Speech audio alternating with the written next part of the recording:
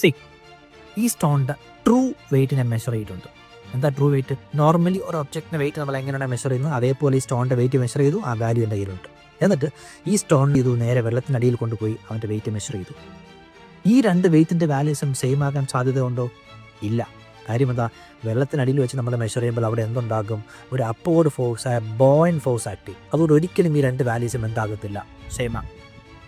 പക്ഷേ എക്സാമിന് ഈ രണ്ട് വാല്യൂസും തന്നിട്ട് അവർ കണ്ടുപിടിക്കാൻ പറയും find the volume of this stone, or find the density of this stone, or find the specific gravity of this stone. ഇത് സ്ഥിരമായി എക്സാംസിന് കണ്ടുവരുന്നൊരു ക്വസ്റ്റ്യനാണ്. ഈ ടൈപ്പ് ക്വസ്റ്റ്യൻസ് ബോയ്സ് കൺസെപ്റ്റുമായി റിലേറ്റ് ചെയ്ത് കിടക്കുന്നത് കൊണ്ട്, ഈ കൺസെപ്റ്റ് പഠിക്കാൻ ബുദ്ധിമുട്ടുള്ളത് കൊണ്ട് കുട്ടികൾ ഈ ടൈപ്പ് പ്രോബ്ലംസ് അങ്ങ് ബൈഹാർട്ട് ചെയ്യും. ബൈഹാർട്ട് ചെയ്താൽ എന്താ പ്രശ്നം? ഈ ക്വസ്റ്റ്യൻസിൽ എന്തെങ്കിലും ചെറിയ ഡിഫറൻസ് വന്നാൽ അവർക്ക് ആൻസർ ചെയ്യാൻ പറ്റാതായി പോകും. അതുകൊണ്ട് ഇനി നിങ്ങൾ കഷ്ടപ്പെട്ട് ബുദ്ധിമുട്ടി ഈ ടൈപ്പ് ക്വസ്റ്റ്യൻസ് ബൈഹാർട്ട് ചെയ്യാൻ പോകണ്ട. കാരണം ഇതിൻ്റെ ക്രിസ്റ്റൽ ക്ലിയർ കൺസെപ്റ്റ്സ് ഒരു പ്രോബ്ലത്തിലൂടെ എക്സ്പ്ലെയിൻ ചെയ്യുന്ന വീഡിയോ ഞാൻ ചെയ്തിട്ടുണ്ട്. തൊട്ടതായ വീഡിയോ കൊടുത്തിരിക്കാൻ കയറിക്കാൻ.